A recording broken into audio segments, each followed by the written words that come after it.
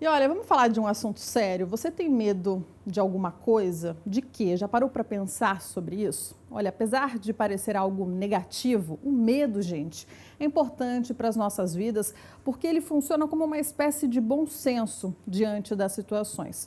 Mas unido a traumas e a ansiedade, ele também pode prejudicar e até nos paralisar. Aí, nesse momento, é hora de procurar ajuda. No dicionário, a palavra medo é definida como um estado emocional, uma espécie de perturbação. O medo ainda pode ser gerado por um estado de apreensão, de atenção, provocado também pela consciência que a pessoa tem diante de um perigo, ou aquilo que provoca essa consciência. Na prática, medo está presente no nosso dia a dia. A Fernanda tem medo, a Mônica também e o Fabrício a mesma coisa. Mas cada um tem medo de coisas diferentes. No caso da Fernanda, o medo maior dela é que a filha fique doente. Isso causa pânico. Se acontecer alguma coisa com ela, eu fico sem ação. Eu sei o que eu tenho que fazer, mas eu não consigo fazer. Quando fica doente, por exemplo? Isso. E quando ela fica doente, como que é a sua reação? Muda, assim, até a sua fisionomia? Sim, fica totalmente preocupada, dá até um ataque cardíaco. A Mônica morava no Rio de Janeiro e tinha muito medo da violência de lá. Foi por isso, inclusive, que ela decidiu se mudar para Araçatuba em busca de sossego e tranquilidade. A gente não podia fazer nada que não fosse dentro de um shopping center e assim mesmo sempre com o pé atrás.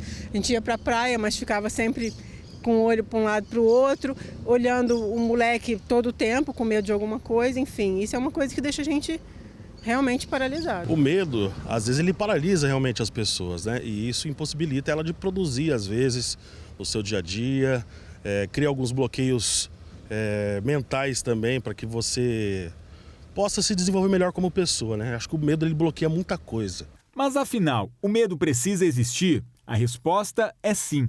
Esse sentimento é um alerta importante para a nossa sobrevivência.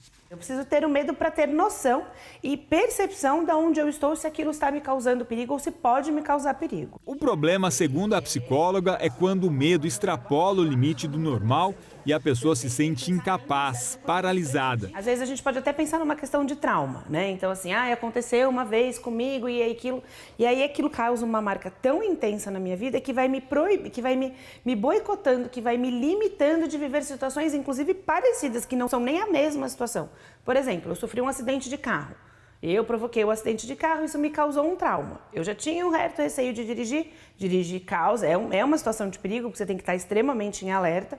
E aí, a partir dali, eu já não consigo dirigir, porque qualquer momento eu posso sofrer um acidente de carro. E a gente sabe que a gente não sofre acidente de carro, né? A gente sofre acidentes raramente, né? Não é uma coisa corriqueira do dia a dia.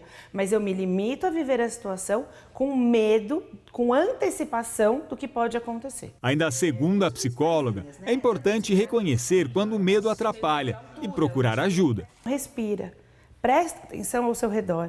De fato, é uma situação que te causa medo? Você precisa estar naquele estado de medo, de pavor, de adrenalina dentro daquela situação? Ou você consegue respirar e levar a situação adiante? Então, a gente sempre vai pensar em intensidade e prejuízo.